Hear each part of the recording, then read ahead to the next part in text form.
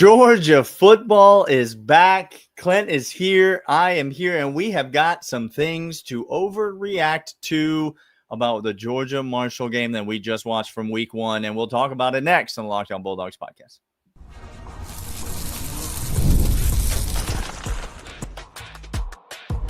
You are Locked On Bulldogs, your daily podcast on the Georgia Bulldogs. Part of the Locked On Podcast Network, your team every day.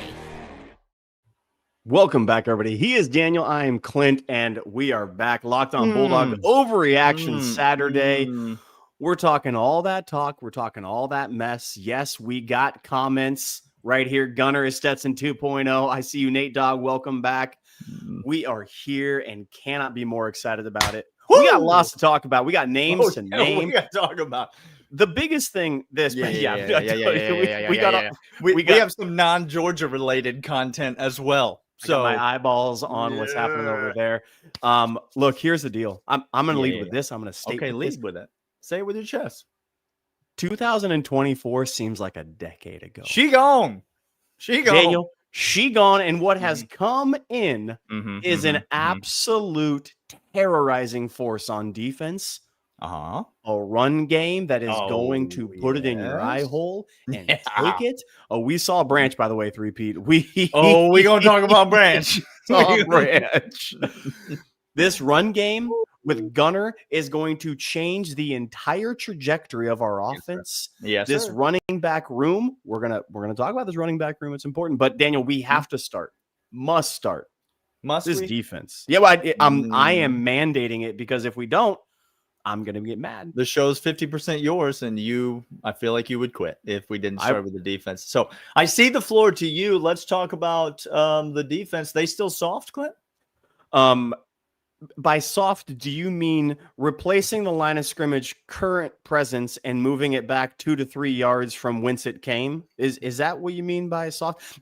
Is what you mean by soft absolute heat-seeking missiles at linebacker everywhere? But defensive linemen getting disruption on the quarterback and in the backfield and stopping plays even before they begin, because this front 6, 7, 8, when they drop in the box, Daniel, is chaotic. Best in the business. Kristen Miller. Yep. And my man, number 44, Jordan Hall. I've been talking about him all off season on this podcast, and it feels great to be right, so right about a player. Jordan Hall is going to be an absolute problem for SEC offensive lines all season. Him and Kristen Miller right next to each other, I think, are a tremendous weapon, a 1-2 punch. They've got different skill sets. I think they put a lot of pressure because you got to double team one of them. But then you can only double team one of them, Clint, and the other guy gets a one-on-one, and he's able to power move and swim through the offensive line. We saw that several times. But then, Clint, you put on the outside of those two guys, you put a Gabe Harris, who, boy, most improved player from last year's team. Yes. Gabe Harris. Yeah, by the way, I don't know who Gabe Harris ate from last year. Old Gabe Harris from last year was eaten by current Gabe Harris. He gained 100 pounds of muscle. Correct. The man looks like he went into a lab, went to a plastic surgeon, said, make me look like Roquan Smith for the Ravens. Yes. And that's the body that he came back with. Gabe Harris, I thought, was a force on the end of that line of scrimmage. And then on the other side, I thought the outside backers played tremendous. And then the depth pieces. Xavier McLeod played really well. Joseph Jonah-Ajone, Big Joe, I thought played really well. Elijah Griffith came in and played really well. Heck, they went 6, 7, 8 deep on Horton. Came in and played really well. Right. Like they kept rotating guys in. Everybody was fresh, and everybody looked really good on the defensive front. I thought, yes, the backup secondary did get burned late in the game. I think the 3rd and 4th string corners are pretty bad on this team. If you're looking to nitpick something, I think they're pretty bad. But there's nothing bad about this roster. The defensive front played exceptional, and then the linebackers, you mentioned Kristen Miller, Raylan Wilson, I thought were everything that you would possibly want to see. And and you mix in a little Chris Cole and Justin Williams, and they just keep coming at you. This Georgia defense is elite, Clint. When you Not look back, really good. No. Elite. No. When you look back at the end of the season, Mm-hmm. when you are able to, with your eyeballs and with metrics and with draft boards, when people start coming in and going, oh, that's big old 5'2", who not only is able to dislodge guards, get off, and then get to the quarterback real quick. Not only is that, but he's shedding defenders and running down the line of scrimmage with his hips clean. That was to me. But then you're going to go to the Chris Cole. A man that tall and that big should not run that fast. But he does. He does. And does. It's the speed of a gazelle with the tenacity of a lion. It's freakish, Daniel. And then you have Justin Williams, who has come, and when he gets to the ball carrier, Justin Williams has dynamite in his hips, his hands, and his arms. He is going to absolutely explode onto somebody, pop him. There were a number of times that they were crunching. CJ Allen, I have no problem with you anymore. I'm an idiot. I'm a moron. I said you couldn't get in space very well. And for that, I'm sorry. He apologizes. That's on me. That's on him. Sometimes he just gets so scared. I get so scared, and then I get in my feels, and then I say ludicrous things. No, we got 4 linebackers deep. We didn't see a lot of DBs in this game, but we did see the front 7 be the dominant force that had won us championships before, that had won Michigan, Ohio State. Everyone in the past 5 years has won because their front 7 is dominant, and we have that elite. And by the way, if you are saying to me, well, this is just Marshall, let's all just slow down. This is just Marshall. We shouldn't get excited about the defense playing dominant football against a team like Marshall. Let's all just slow down. I dare you to go back and watch the game against UMass from last year. UMass. Don't. It's disgusting. I dare you to do it, because they ran right through us like we were a tin horn, people. Like, that is what 2024 Georgia was. And so forgive me, but I will celebrate that my defense is no longer soft against a team that it should dominate. We should have dominated Marshall, and guess what? We did dominate Marshall, and I'm going to celebrate that, because at least I didn't go out and lose to a team that went 2-10 last year. Oh no. They went 2-10 last year. And what you did as a 2-touchdown favorite was you went in there and you just crapped the bed. First of all, three-peat, I hope no one in the SEC wins another game for the rest of their lives except Georgia. I hope every single one of them loses every single game that they play. And secondly, I hate Clemson, so that's fine. LSU could win. But by the way, Florida State's not good. They could be okay. They're not gonna win the ACC. They're not. Well, Alabama is front runner to win the national championship. That's what I've been hearing from everybody. They're the most underrated team. They're unappreciated. I mean, they got their left tackle's a consensus top 10 pick. He's certainly awesome. He didn't get whipped tonight at all by a transfer from Nebraska. Oh no, that's not what happened tonight. Not what happened at all. It wasn't like a BC quarterback that BC was happy to see him go. It wasn't like he ran all over them or anything tonight. He's 5'8". I think. Is it Gus Malzahn that's the offensive coordinator? Alabama fans, is it Gus Malzahn at FSU? Is it Gus Malzahn that just beat you? Is that what happened? That's exactly what happened. Okay. Daniel. Okay. All right. We better move on to the second segment. We're already talking about Alabama too much. Come back after this. Keep talking to us in the comments. We're going to keep reacting with you the whole time. We're going to give you shouts out. But first, these. And these are, in fact, Game Time. Game Time's fantastic, Daniel. You love them. I love them. Guess what? Could be more excited. Tailgates, rivalries, energy in the stands. That's why, Daniel, I use Game Time. By the way, we will be in Athens, Ole Miss. We will be there. And guess what? When we need tickets, we go to Game Time. We're going to be at Game Time. Game Time has fantastic, so much simpler, so much easier. The exact view from the app is what I get when I get to the stadium. No surprises. Take the guesswork out of buying college football tickets with Game Time. Download the Game Time app, create an account, use promo code LOCKEDONCollege, $20 off your first purchase. Terms apply. Again, that's promo code LOCKEDONCollege, $20 off Swipe, tap, ticket, go, download Game Time today.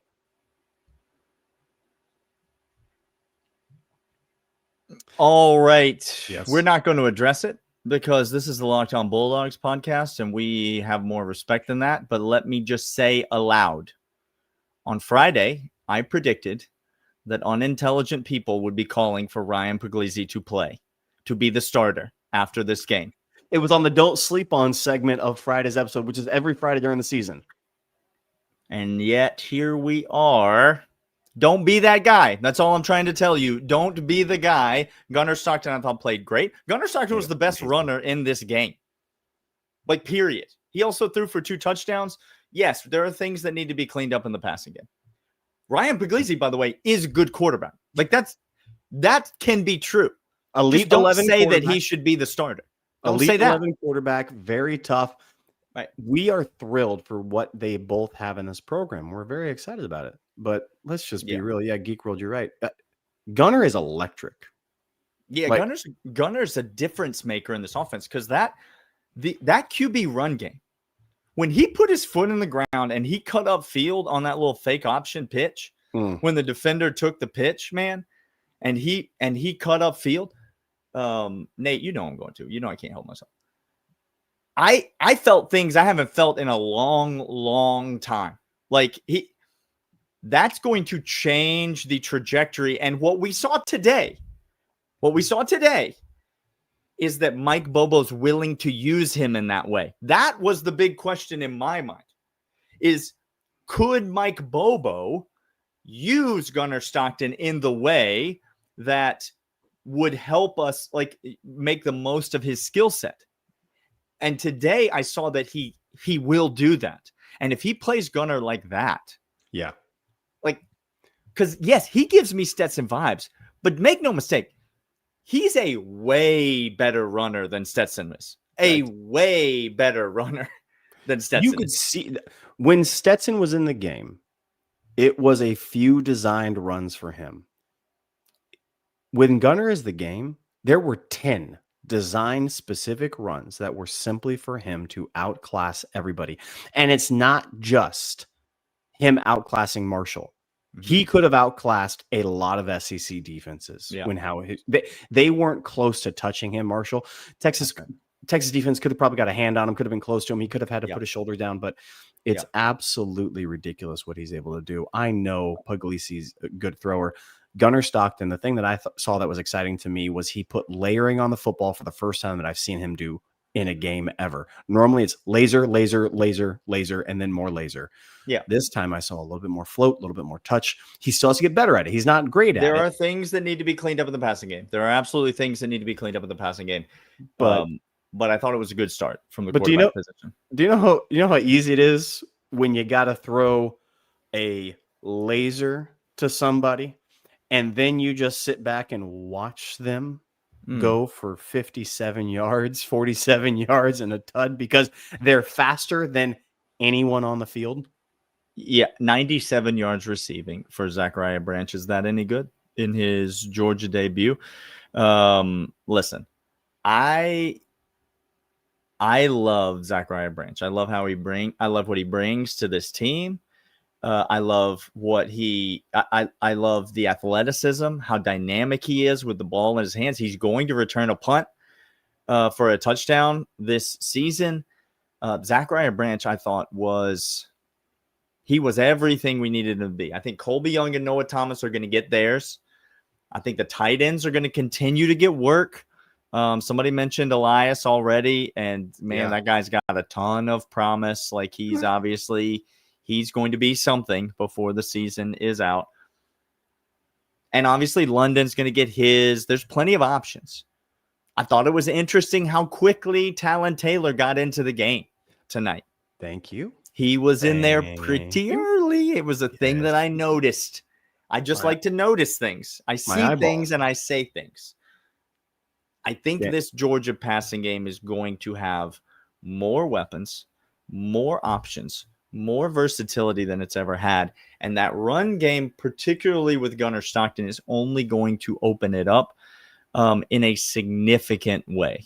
Clint. 100%. By the way, Gaston We call him Gaston. We do a little Gaston. play on words. Okay, it's fantastic. When Gaston, he was a lad, he ate 4 dozen eggs. So when he that's something wrestles, you know about him. Look, Mhm. his biceps are bigger than sheep's heads. Okay. Yeah. We have no word on him yet. I think we're going to be quiet on that. I wouldn't expect to see him until Tennessee, if I'm going to be honest with you. But Daniel, the weird thing for me, a couple of the names really quick before we get to the weird thing. A couple of the names. Yeah. Elijah Griffin played early in this game. I think it was the second or third series. I saw him out there, true freshman, and not just out there, but making a noticeable difference, pushing back guards, pushing back tackles. Well, and he doesn't just go out there, Clint. That's not a thing that he's capable of doing. When he's out there, he's a dominant athlete. Going to be Jalen Carter-esque. We said it in the offseason, and it's hard to say that because Jalen Carter is currently one of the best players in the league, was one of the best players at UGA. But I'm telling you, when you make that impact that early, that quick, it's noticeable. Instead of Jalen Carter-esque, can we start saying he's going to be Jordan Hall-esque? Is that something we could start saying now? Well, because Jordan Hall, I'm not getting off this train, y'all. I'm not getting off. I'm not getting off. And I thought there were a lot of significant names that popped on the defensive side of the ball, which were all interesting to me. Clint, I want to come back after we take a little break. Yes, we need to talk about. I mean, we already mentioned Bama.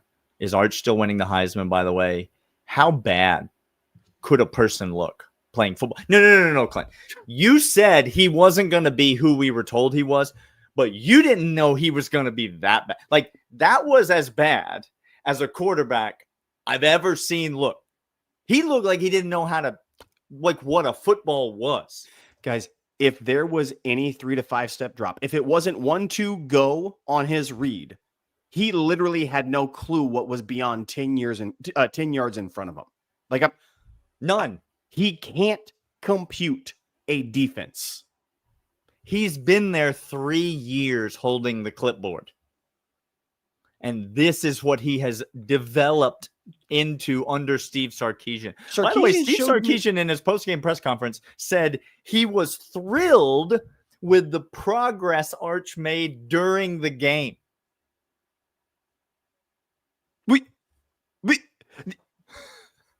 What game? What game was he watching? Guys, Josh Heupel and Steve Sarkisian, the Venn diagram's getting closer. Tennessee has a better quarterback than Texas. The best UT quarterback this year. Aguilar was dang good. The best UT quarterback this year plays in Josh Heupel's offense. Like, those are stone cold facts at this point. He's a UCLA transfer that formerly from App State. Oh my. Yeah. Oh my. We're going to come back after this. We're going to talk about the running back depth. Running back depth chart, guys. The chat needs to lock in. We're talking about the running back depth chart because you did not see this coming. Don't lie to me in the chat. We'll be right back. But first, I want to let you know about Upside. Daniel, sometimes when you get to the pump, it's really ridiculous because I'm not getting cash back every time I go, and I could be. Stop leaving money behind. Download the free Upside app in the App Store, Google Play right now. Start earning cash at the pump today. Guess what? You all in the chat, you all live, get to go ahead and use the promo code FOOTBALL. Get extra 25 cents off per gallon on your first fill-up. You can make up to $300 a year just from buying the gas you already need. First, I thought it was too good to be true. It's not. It actually happens, and you can cash out anytime. PayPal, bank account, e-gift card. Don't let this offer go by. Use my promo code FOOTBALL. Limited time, 25 cents per gallon bonus. Promo code FOOTBALL. Offers vary by user and location. Go to upside.com for terms and conditions. Daniel. By the way, Amanda, you're way too kind. This is the Overreaction Show. I understand that you are a compassionate, kind-hearted, sympathetic person. You're better than us, Amanda. Can we be honest? Amanda already knows that. Okay. But we respect you, but that's not what we're here for in this moment. Like, those kinds of feelings. His parents aren't in here We're going to reserve those for a separate time. Okay. All right. Okay. Let's talk about these. Let's talk about running backs, because Nate Frazier came out as RB1. Everyone knew that. Great. Okay. Loved it. And then the second running back in the game, as everyone predicted, I heard all of you. You all sent me emails. You all posted at us on X. You all told us that you knew for a fact that Dwight Phillips Jr. was going to be RB2 on this roster. He came in the game, scored a touchdown. Last year, say less, Dwight Phillips was an X factor. He was this gadget guy. Like he was this goal line gimmicky type player. And I thought when he came in, okay, well, he got his one carry. He busted off for a touchdown. But he's not the second back on this depth chart. But then as the game wore on, you realized, oh no, he's the second running back on the depth chart. He's getting a bunch of carries. This coaching staff trusts him in a bunch of situations. And guess what, Clint? He made good. He made good on those carries that he received in this game. I thought Dwight Phillips was a really, really impressive bright spot for this UGA offense. And he's your second string running back. Daniel, you and I were both on here talking about how incredible it was that we got one of the best transfer running backs in the entire portal in Josh McCray. And we were the best running back on Illinois' team, Illinois, who finished in the top 15 last year and is a preseason top 15 team this year. The best running back on their team came to Georgia. He came to Georgia to play stiffer competition, to get developed. And he was the fifth off the bench. Look, he was injured in camp. He has to get up to speed. He has to know the offense. All of that is true. Yeah. Actually, he's the sixth off the bench with Cash Jones. Cash Jones. But Cash Jones is not a running back. He's a third down back. He's a third down back. I saw what absolutely to me was Phillips looking much more like James Cook than I anticipated ever saying in my entire life, Daniel. I did not see that coming. I did not have that on the bingo card. His subtle shiftiness is something I'm here for. Frazier has, even Bo Walker and Frazier are more alike. They're almost clones of each other. Yeah. Like truly and honestly. But Frazier is a guy who just has to dip a little and move a little, and you just whiff him by 5 yards and you don't know how. You're like, I was literally just standing next to you. How are you already 5 yards past me? Mm-hmm. He's going to be an absolute monster in this run game. And Kirby Smart, here's the biggest thing that I saw as we wrap up. General Custer. Okay, Steven. Chill. By the way, Tim, we had those linebackers. We talked for 10 minutes about how it's the best in the nation. It's the best position group. And there's 4 first rounders in that room. Like, stop talking to us about anything else. Not you, everybody else in the world. Kirby Smart was walking up and down the sidelines looking for people to chew out. Daniel, hunting for them to coach up the entire game. Mm-hmm. This team is 1,000% different than last year's team. Daniel, listen. We traded Trevor Etienne for that Dwight Phillips, a better, stronger Nate Frazier. Yep. That version of Chauncey Bowens that we just saw, who, by the way, is going to have some things to say about this UGA running back rotation before the season's end. And freshman Bo Walker. Like, Georgia's running back situation got a lot better. And it had nothing to do with the transfer that we brought in. We thought, okay, that's Georgia going out in the portal, and he's fifth on the depth chart, guys. Like, that's how good the running back room is. I loved what I saw out of this, because we said it on Friday. We said it all week. What are we going to be watching? We're going to be watching the line of scrimmage. On defense, we're going to be watching the line of scrimmage. On offense, we're going to be watching the line of scrimmage. Like, that's what we're going to be paying attention to. And yes, when the backup offensive lineman came in, the run game did kind of stall out. Obviously, we hope Juan Gaston gets back. Like, we need Juan Gaston back. Like, we love him. He was fantastic. Micah Morris did end up coming back in the game, and that was good. But we saw push on the offensive line. We saw push on the defensive line, and that's all I needed to see. The trenches were there.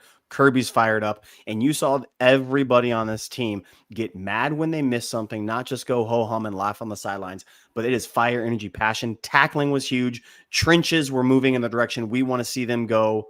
Guys, gals, This is the team that we are accustomed to knowing and seeing at This is UGA. it. Zachariah be Branch, good. by the way, Mhm. we haven't seen anything like Zachariah Branch No. at Georgia. You name whatever wide receiver you're thinking of naming. Yep. No. It doesn't compare to. We have never had Zachariah Branch at UGA. Hey, remind me on Monday, Clint. And I'm going to come after one of your offseason takes as hard as I've ever come after anything that you've ever said. And it's not Georgia related directly, but I am going to slaughter it on Monday. So make sure that you remind me of that. Hey, if you're here in the chat, if you're following along, make sure you're subscribed. Make sure that you're following along on audio podcast. Reach out to us on X if you want to reach out to us that way, at Dogs Podcast. Send us an email, lockedonbulldogs@gmail.com. We read every email. We read every message on X. And so we would love to interact with you and hear your thoughts on the game. We'll be back each and every day this week talking about the Georgia Bulldogs. And we'll be here all season long. Locked On Bulldogs Podcast. And we'll see you guys next time. We'll see you guys.